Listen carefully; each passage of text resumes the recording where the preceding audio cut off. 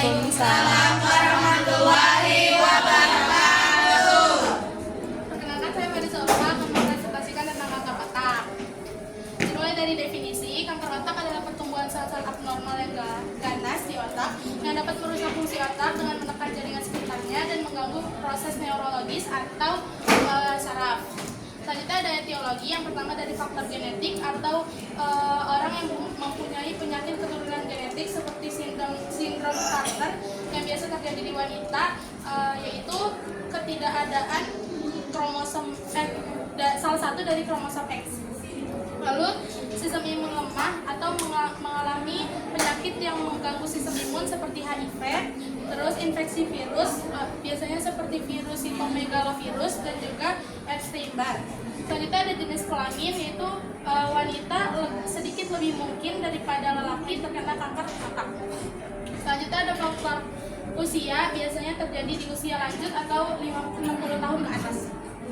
Selanjutnya ada manifestasi klinis, sakit kepala atau migrain di daerah sekitar yang ditumbuhi oleh kanker. Yang kedua ada mual dan muntah yang disebabkan oleh tekanan di kepala yang berlebihan. Selanjutnya ada kejang, lalu gangguan kognitif dan perubahan kepribadian, kelumpuhan pada satu sisi tubuh akibat kerusakan syaraf, terus ataksia atau gangguan keseimbangan karena kerusakan otak.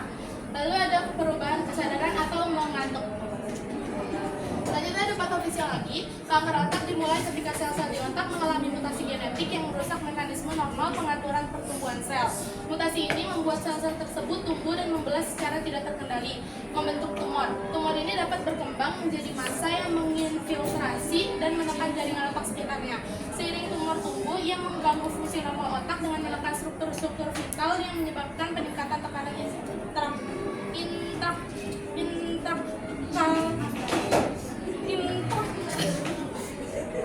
intrakranial. Hal ini mengakibatkan berbagai gejala neurologis seperti sakit kepala, kejang, dan gangguan kognitif. Selain itu, tumor juga dapat menyebabkan edema atau pembengkakan di otak dan memperparah kerusakan dan gangguan fungsi otak. Dengan demikian, kanker otak mempengaruhi banyak aspek dari fungsi neurologis yang menyebabkan kerusakan dan yang signifikan pada jaringan otak yang sehat. Selanjutnya ada pemeriksaan diagnosis.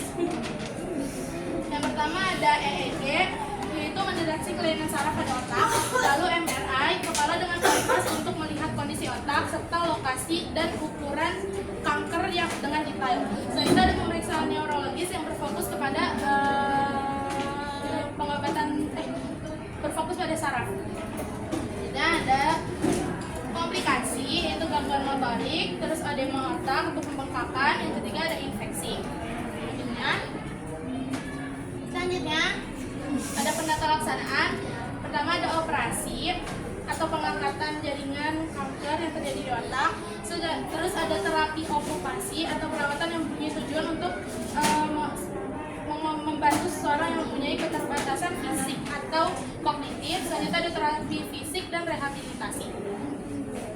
Selanjutnya ada pencegahan, yaitu menghindari penyebab-penyebab dari kanker tersebut. Salah satunya menghindari paparan radiasi, menghindari rokok dan alkohol, dan melakukan pemeriksaan dan screening secara rutin. Selanjutnya ada stadium 1, tumor berada pada tahap awal, biasanya kecil dan terbatas pada satu area. Tumor cenderung memiliki sel yang mirip dengan sel normal dan pertumbuhannya lambat. Stadium 2, tumor mungkin telah tumbuh lebih besar dan dapat menyebar ke jaringan sekitarnya. Sel-sel tumor mungkin mulai menunjukkan karakteristik yang tidak normal, tetapi pertumbuhannya masih relatif lambat. Stadium 3, tumor lebih besar dan invasif dengan sel-sel tampak lebih abnormal. Tumor telah menyebar ke jaringan otak yang lebih luas dan mempengaruhi fungsi otak yang lebih signifikan. Selanjutnya ada stadium keempat, tumor berada pada tahap lebih lanjut. Ini biasanya melibatkan pertumbuhan cepat, sel-sel sangat abnormal, dan kemungkinan menyebar ke area lain otak atau bagian tubuh lainnya. Stadium 4 seringkali melibatkan pembentukan jaringan tumor tambahan yang disebut dengan